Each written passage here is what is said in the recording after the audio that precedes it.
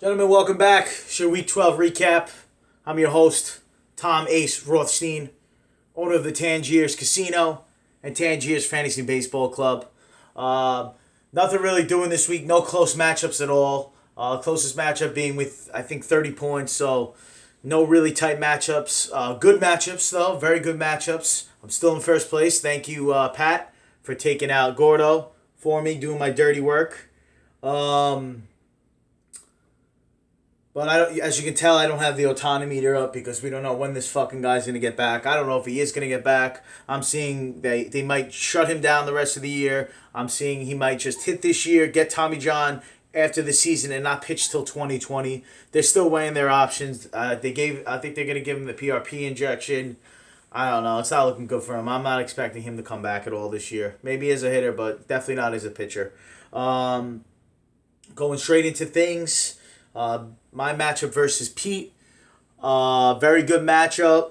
I got beat. I simply got beat. I scored the points. He just scored more than me. 600 should get you wins. Pete throws up 640. And I didn't have a shot. Going into the weekend, I felt I had a chance. My pitching just really lacked. I couldn't do anything about it. My pitching's really weak at this point. I'm missing two really good starters in Carrasco and Otani, and a decent back end guy in Cahill. So I'm streaming a lot of guys. I'm picking guys up. I'm keeping them on my team for now. Freddie Peralta, the Frankie Montezes of the world. But yeah, it's not looking good for my pitching staff right now. My hitters are phenomenal though. So if anyone needs a hitter, let me know because I got a ton of them and they all fucking rake. I got about 4 or 5 guys averaging over 5 points at this point. Solid 5 points too, not just fucking. He scores 26 points and now he's averaging 5 points. No, I have good guys on my team. They've done it for the entire year so far, and we're at the time of the year where you see what guys are averaging. They're probably going to wind up averaging that for the year. Give or take a few of the knuckleheads that started off horribly. That are going to raise their average per game a little bit higher, but they're not going to get above 5. Right now, if you're at about a 3.5 or under a 4, you're not getting to 5. It's almost impossible at this point. If you're at 4.5, you have a decent shot to get 5 if you get hot, but we're at 250 at bats for most players. You're only going to get 600 of them. If you have 250 at bats and you're a 260 hitter, odds are you're not going to have another 400 at bats and you're going to be a 350 hitter. Really, it doesn't work like that. Going into our matchup with Pete, I'm not going to talk about my team because I know how good my team is. But Pete is led by Matt Carpenter, who is one of those guys that was not doing too good in the beginning, and you're going to see his average start to creep up a lot. He had a real big game yesterday, went 5 for 5. He dropped 30 points yesterday. Not in our matchup, though.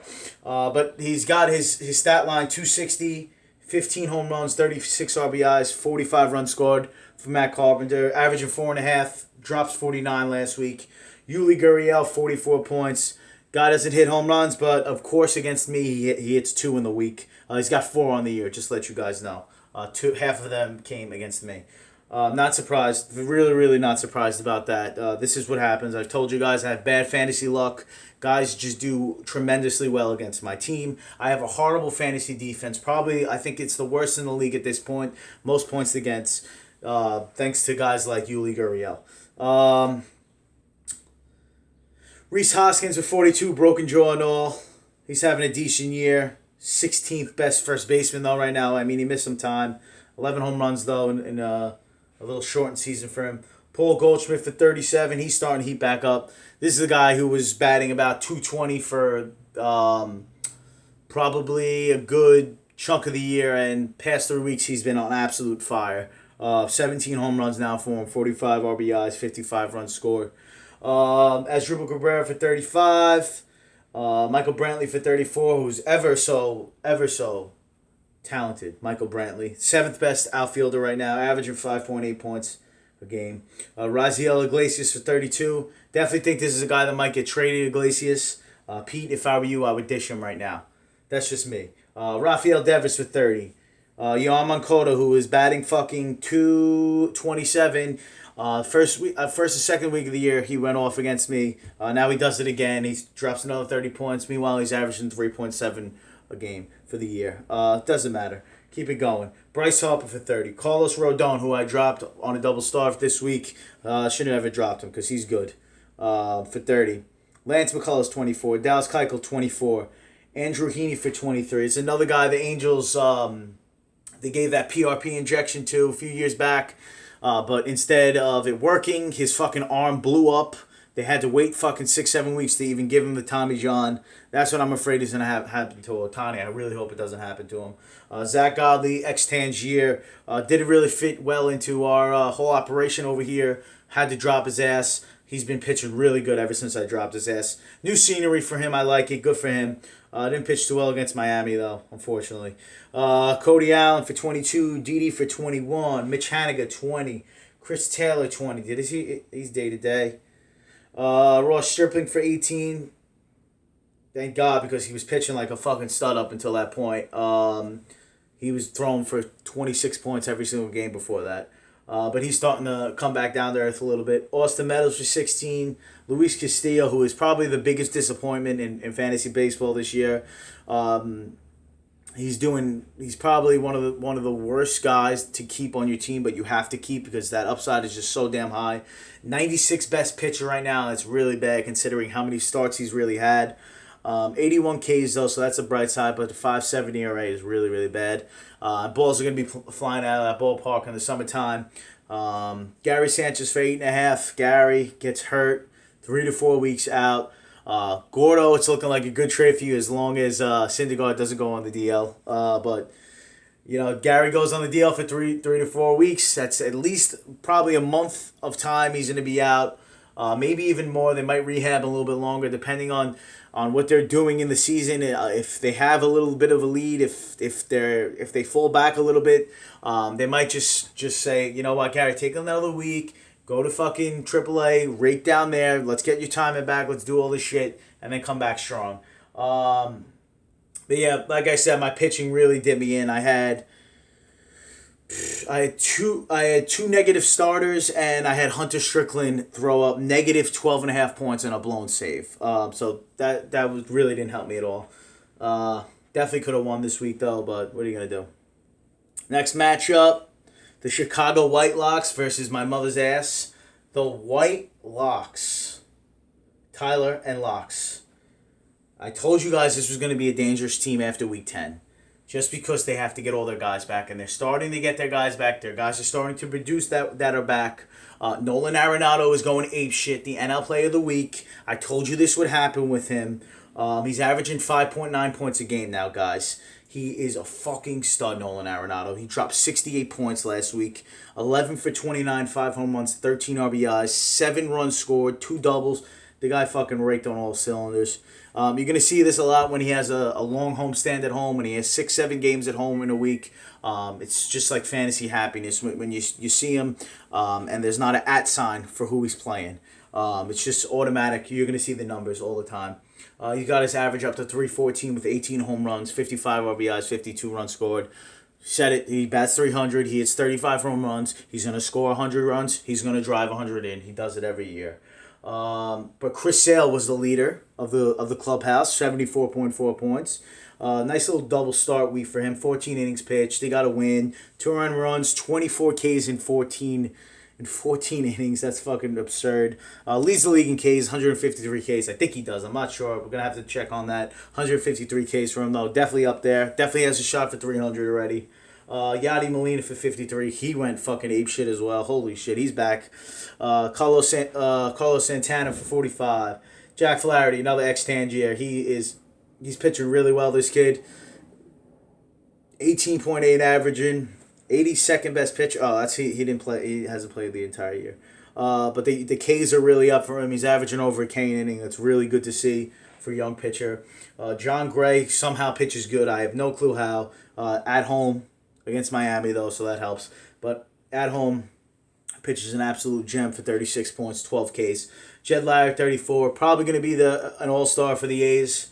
It's probably either going to be him or Trinan. And the sad thing is, one of those guys probably going to bump out Gleyber Torres for it, which is fucking horrendous. But that's the way the All-Star game works. You got to have at least one guy representing each team. I think Larry's going to be that guy. Bumgarner for 34. Bumgarner, here we go. We knew this was coming. Finally, you throw a good game. You have a strikeout in an inning. The K's were right back up where they should be.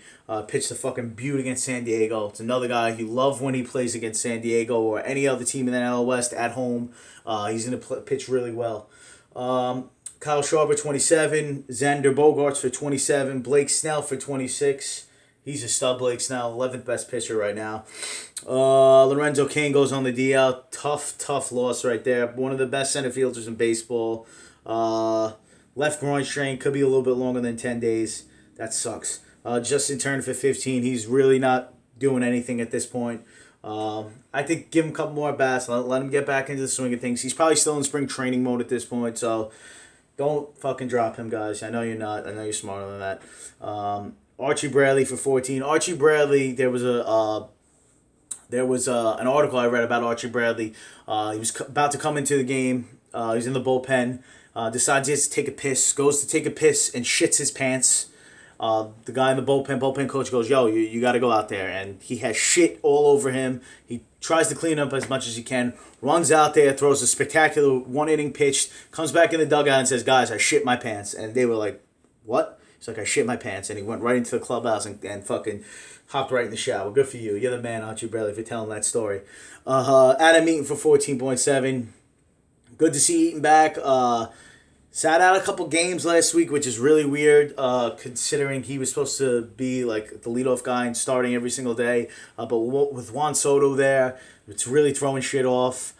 They have to start Juan Soto. His power is fucking ridiculous. His average is fucking ridiculous. His kid is playing really well. Sucks for Adam Eaton. It looks like he's going to be in a somewhat of a timeshare. Because they really like Michael Taylor, who's the fucking quietest player I've ever seen. He strikes out yesterday, Michael Taylor, to end the game. Doesn't say a word, walking back to the dugout, and Sergio Romo is absolutely tearing into this fucking guy. And Michael Taylor is just like, he's just walking away, just not doing anything. The whole fucking team comes out of the dugout. Everyone's going nuts, saying, why are you talking shit to Michael Taylor? Wouldn't hurt a fly. Poor fucking guy. Going into my mother's team, not looking too good this week. Actually, no, it looked real good, but not too good, put it that way. 600 points is where you want to be, Jack. You're right there. It sucks. You score that many points and you lose. When you see other teams score about 100 points less than you and get the W, I know it sucks, Jack, believe me. Odubel Herrera, though, he went absolutely apeshit last week. 66 points, 4 home runs. I think he had 6 home runs in 7 games, something stupid like that. He went on an absolute tear, averaging 4.8 for the year, 13 home runs for the year. Wow. Zach Greinke for 51 on a double start. Michael Conforto for 36. He's starting to get that average starting to creep up slowly but surely. He got it up to 232 now. Hit a home run last night, big home run to tie the game, I think, in the 7th. But Conforto, I mean, not really loving that trade still, but he's getting better. We're seeing his timing get back. Jack has said it. He's never seen someone hit a ball as hard as Michael Conforto does, and he does hit the ball pretty hard. Nick Markakis for 36. Markakis has been really, really steady this year, surprisingly. He leads the league in hits. He was the first one to get 100 hits. I think he did it last night or the night before. Batting .326 on the year, 8 home runs, 50 RBIs. He's in a really good lineup. Guys are always on base in front of him. The Freemans of the world, the Albies of the world, the Enciartes of the world. A lot of opportunities for him this year. And he's really producing. 50 RBIs is really good at this point of the year. Definitely has a shot for 100. Garrett Cole for 35. He's got 146. Okay, so I think this was the guy I thought led the league in Ks. He's got 146 at this point. Sale got the 153. But Garrett Cole for 35 on a double start. Trey Turner for 35. Tucker Barnhart for 32. Yonder for 32. Yonder is heating up a little bit as well. It looks like he's sitting out for lefties, though, which kind of sucks. He's going back and forth. Actually, no, he's not sitting out because lefties. He sat out because they're playing in the National League and they want Encarnacion's bat in the lineup, which is not a bad idea. I'd rather his bat in the lineup than Yonder Alonso's. Tim Anderson for 30. The guy steals bases. Let's get it straight. 15 stolen bases. Serious chance for 2020. Definitely going to get 2020 at this point. 13 home runs, 15 stolen bases. Got a shot for 25-25. I don't know if the power's going to be there, but he definitely has the chance at this point during the year, a little bit over a third of the way through. Brian Dozier for 28. Mookie Betts for 28. Betts is still averaging 7.7. Second best outfielder because he hasn't played as many games as Mike Trout. But with the 60 runs scored, the 41 RBIs. Not going to be the Triple Crown guy, I think, just because he missed a lot of games.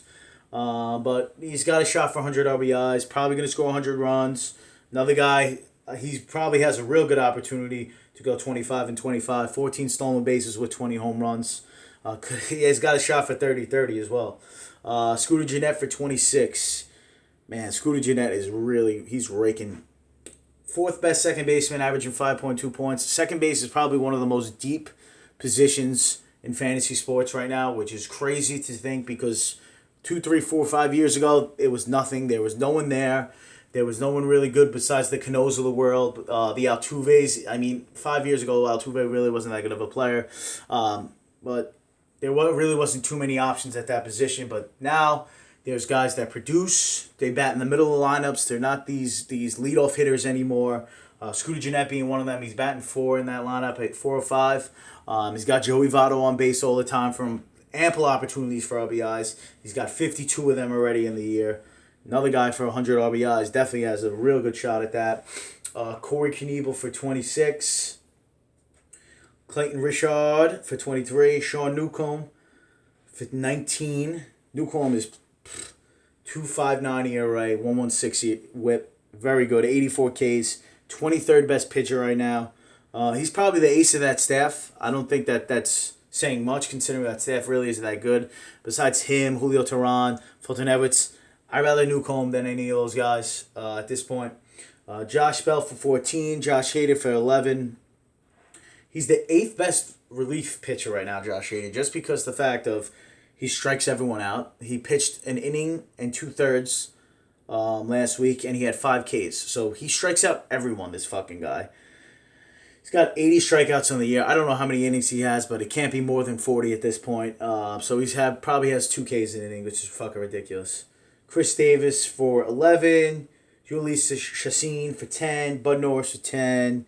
Springer off week for him for 10.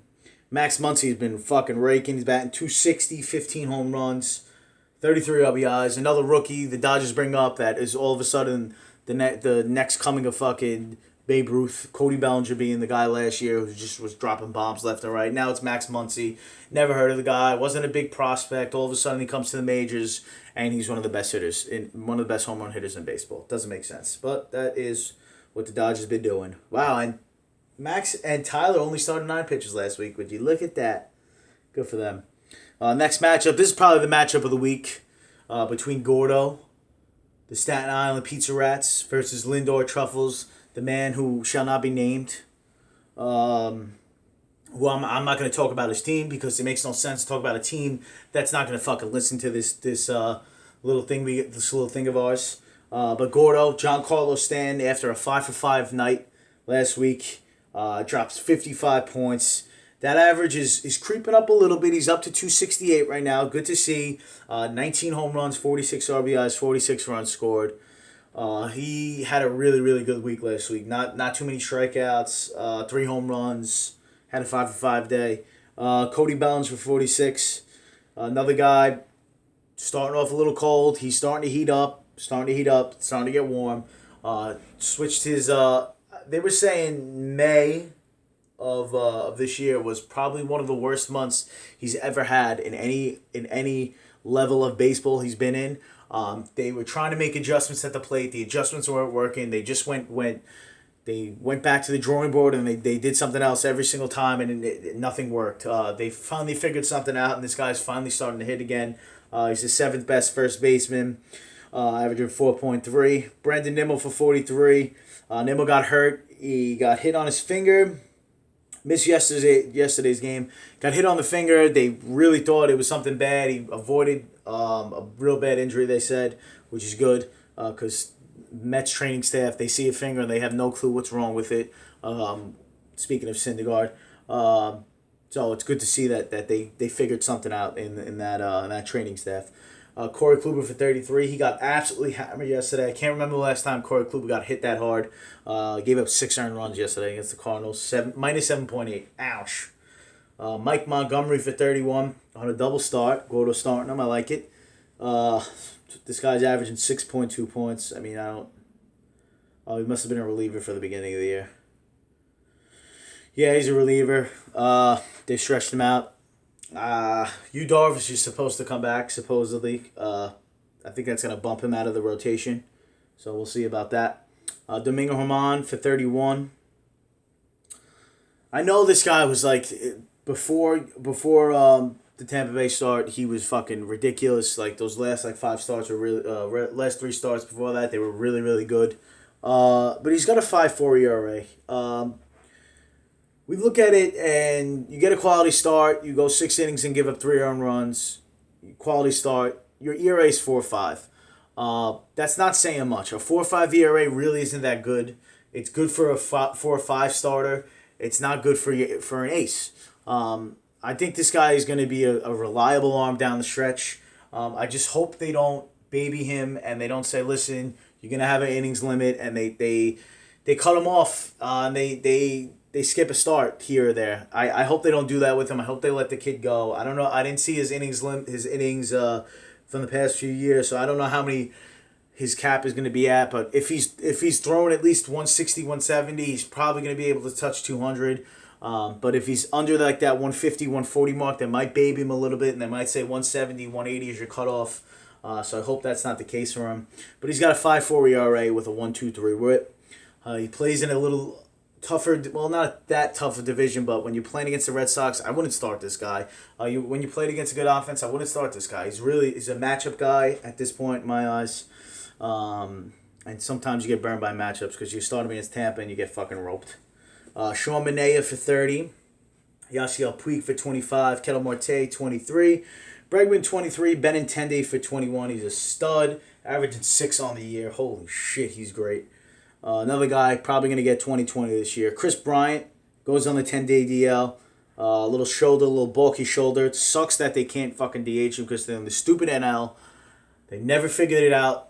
DHing is the best thing you could do. You keep your best players always hitting. It's stupid. The NL is they're playing in fucking the 1950s at this point, in my eyes. But he's a little banged up, Bryant, with that shoulder injury. Kyle Freeland for 20. Dansby Swanson, 20. Rizzo for 17. Goto just had a bad week, man. Off week for him. Brent Hand gets absolutely lit up. He blows a save. Minus 9.2. Stephen Wright, first pitcher ever to give up 10 runs and not get a loss. I don't know. Talk about luck right there. Giving up 10 runs and not getting a loss. I've never heard of that. First time it's ever been done. Next matchup, we got probably the biggest blowout you're going to see all year. I don't think we're ever going to see anything like this again, just because how many points was scored and how many points was not scored. So Hoyt Appointment with 476 versus La Familia. Jaleel Matz. Yanni Matz, my main man. 738 points. It's a monster fucking week. Made up a lot of points for the points for. I know your division you guys are battling. That points for might be the tiebreaker. This is really good for you, for your cause. This big 738 point cause, led by Travis Bauer for 66 points. He is turning into an ace. He's turning into a guy that you plug and pop no matter where he's playing. Doesn't matter who he's playing against. He seems like he's the... Hang on, guys. Sorry about that, guys. Had business to attend to. Casino bullshit. Had someone on the craps table rolling loaded dice. Long story. So Trevor Bauer. He's turning into a guy where it doesn't matter who he's playing. He's an instant pop, plug and pop. 140 Ks for the year. 2.44 ERA. 1.09 WHIP. He's pitching. I think he's pitching out of his shoes at this point. You look at the last 4 starts, 2 against Detroit, 2 against the White Sox.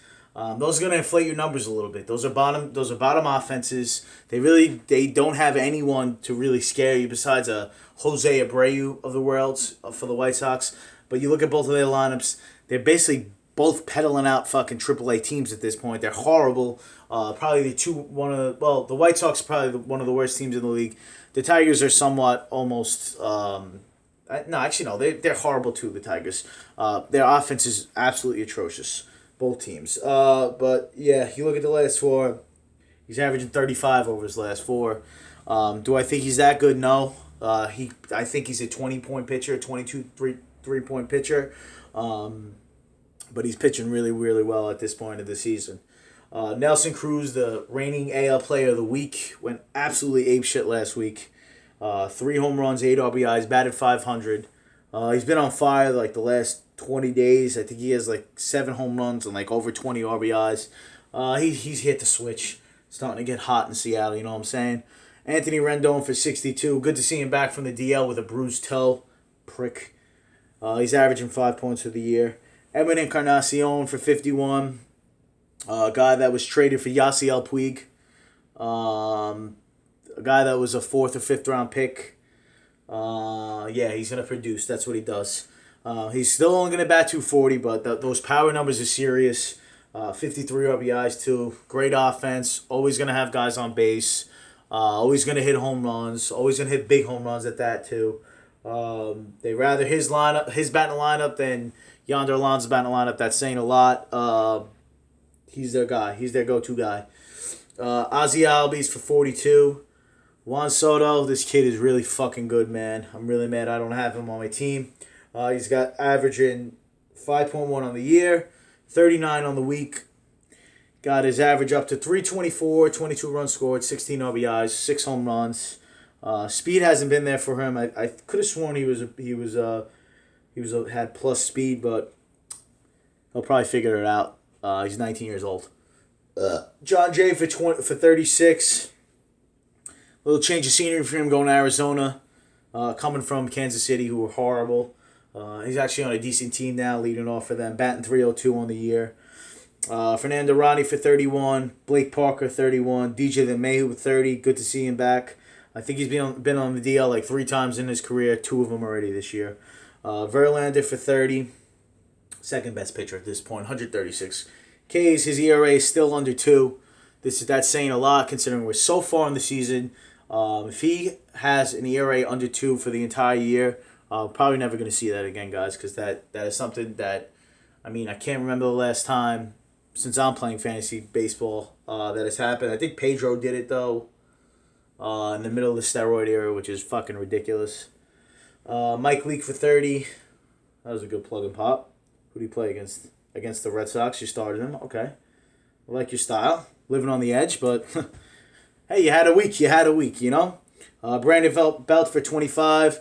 Derek Pudge Rodriguez, Pudge's son, by the way, for 25. Jesus, everyone just scored over 25 points for you.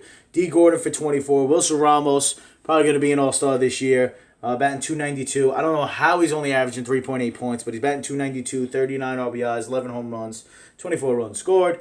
Eduardo Escobar for 13. And that's it. Correa had a bad week. This is ridiculous. That's a crazy week. Looking at Adams' team, and Adams' team is depleted at this point. If his guys aren't going off from all cylinders, he's not winning. He can't have a decent week. His decent weeks, I think, are these. 476 points. Patrick Corbin for 37 is his leader. Andy Inciarte for 35, who continues to steal bases. Actually, no, he didn't. Didn't have one last week, but 20 stolen bases on the year.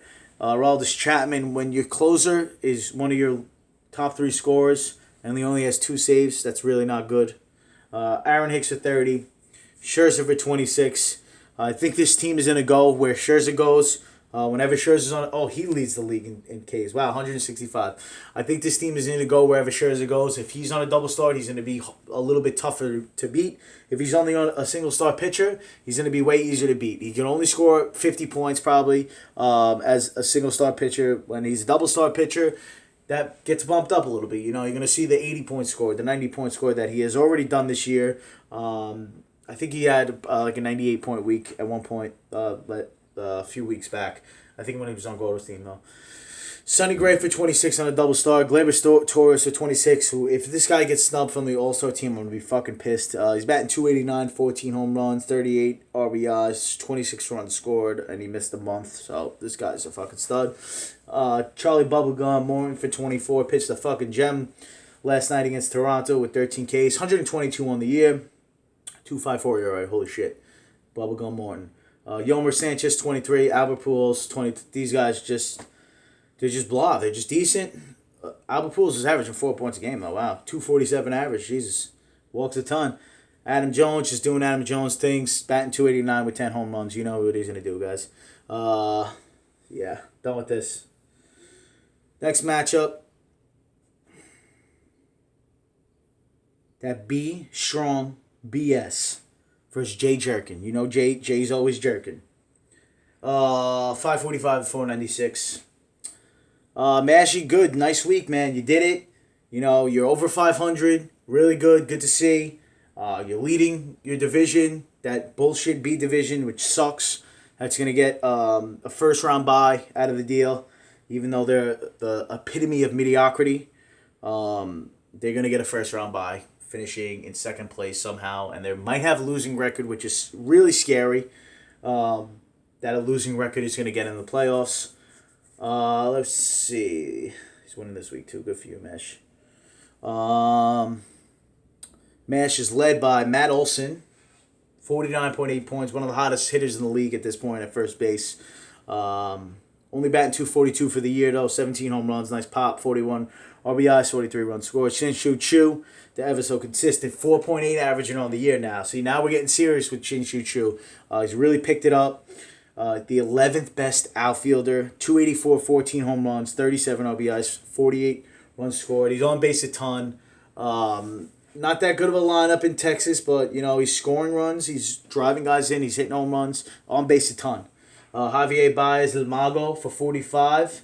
He dropped a bomb for a grand slam. He dropped 30 last night. Holy shit. Two guys dropped 30, two hitters.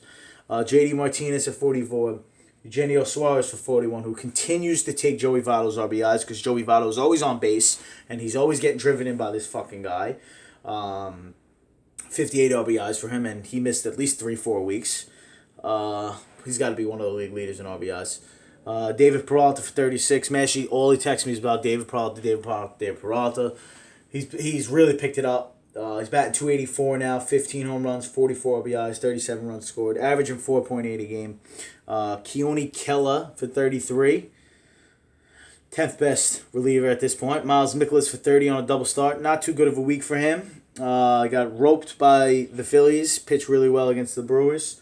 Rick Porcello for 29. Dylan Bundy goes down with an ankle injury. Another American League pitcher playing in a National League ballpark and getting hurt, getting put on the DL for a bullshit ankle injury.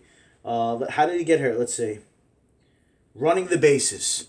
Why do I want to see the most unathletic player on the field run the bases? I don't know. Ask the National League fucking president. Fucking idiot.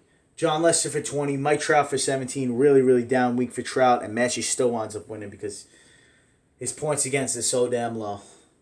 Going into Jay's team matchup. I don't know. I've been drinking. Trevor Williams for 49.